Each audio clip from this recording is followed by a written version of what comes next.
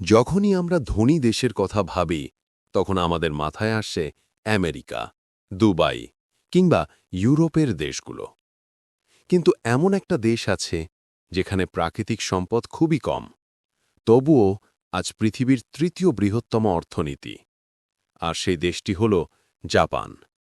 একটা ছোট্ট দ্বীপের মতো দেশ, যেখানে নেই তেলের খনি, নেই সোনার খনি, কিন্তু তারপরেও জাপান আজ প্রযুক্তি, জীবনমান এবং আয়, এই তিন ক্ষেত্রেই বিশ্বের সামনে। প্রশ্ন হল, এটা কিভাবে সম্ভব? এটা শুধু জাপানিদের কোনো টেকনিক নয়, বরং টাকার প্রতি তাদের বিশেষ দৃষ্টিভঙ্গি, তাদের মানি ফিলোসফি। সেই রহস্য যা তারা ছোটবেলা থেকেই শেখে, যার কারণে জাপানের একজন সাধারণ কর্মচারীও ফিনান্সিয়াল সিকিউরিটি অনুভব করে। আপনি কি জানেন, জাপানের মানুষ অনেক দেরি পর্যন্ত কাজ করে, কিন্তু ক্লান্ত হয় না? কারণ তাদের চোখে কাজ আর টাকা দুটোকে দেখার দৃষ্টিভঙ্গি আলাদা। তারা অন্যকে দেখানোর জন্য বাঁচে না, দামি গাড়ি কিনে পোস্ট করে না, বরং চুপচাপ নিজের সম্পদ বাড়াতে থাকে। আজকের এই ভিডিওতে আমি আপনাদের বলবো জাপানের 4টে শক্তিশালী মানি ফিলোসফির কথা, যা আপনার জীবনকেও বদলে দিতে পারে। চলুন শুরু করি। Number 1, shinrai, trust yourself first. Salary পাওয়ার পরে আমরা সবার আগে কি করি? ঘর ভাড়া, বিল, বাজার সবকিছু পরিশোধ করে দেই, আর নিজের জন্য কিছুই থাকে না। কিন্তু জাপান ঠিক উল্টোটা করে। জাপানি মানুষ প্রথমেই নিজেকে পে করে। এটাই সিনরাই, নিজের ওপর বিশ্বাস। তারা মনে করে, আমি আমার স্যালারির প্রথম অংশের যোগ্য। আর এই মাইন্ডসেট থেকেই শুরু হয় ফিনান্সিয়াল ফ্রিডম। জাপানের অ্যাভারেজ সেভিংস রেট 20%-এরও বেশি, কারণ তারা কম খরচ করে, ইমার্জেন্সি ফান্ড তৈরি রাখে, ভয় পায় না ভবিষ্যৎকে।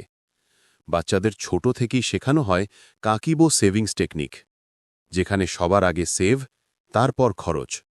এটাই সিনরাইয়ের শুরু। মনে রাখবেন, টাকা দেখে না, দেখে অভ্যাস।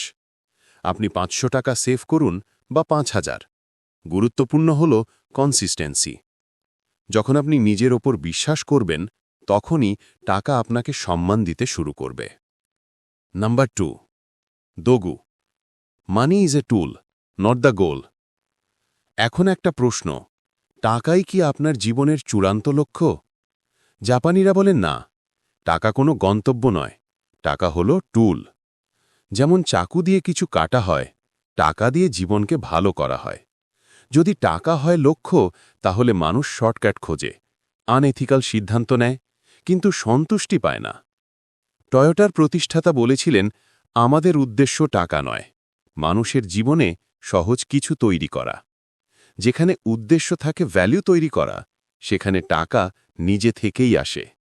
জাপানিরা জিজ্ঞেস করে, তুমি কি তৈরি করছো? আমরা জিজ্ঞেস করি, তুমি কত আয় করো? এই হলো পার্থক্য। Number 3, shibui, uncomplicated elegance. আপনি কি ধনী দেখাতে চান, নাকি ধনী হতে চান? এই দূরের মধ্যে আকাশ পাতাল পার্থক্য। জাপানিরা পছন্দ করে সিম্পল এলিগেন্স, সিবুই।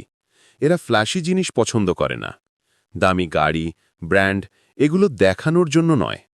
তাদের কাছে কম জিনিস মানেই বেশি শান্তি, কম খরচ এবং বেশি সেভিংস। তাদের ঘরে থাকে শুধু প্রয়োজনীয় জিনিস। অতিরিক্ত জিনিস মানুষকে কন্ট্রোল করে, কিন্তু কম জিনিস মানুষকে স্বাধীন করে। আমাদের দেশে ইএমআই দিয়ে গ্যাজেট আর গাড়ি শুধু দেখানোর জন্য, কিন্তু জাপান বিশ্বাস করে ডিসিপ্লিনই সত্যিকারের এলিগেন্স। একটা কথা মনে রাখবেন, আপনার ব্যাংকে 5 লাখ টাকা থাকলেও যদি খরচ 6 লাখ হয়, আপনি ধনী নন।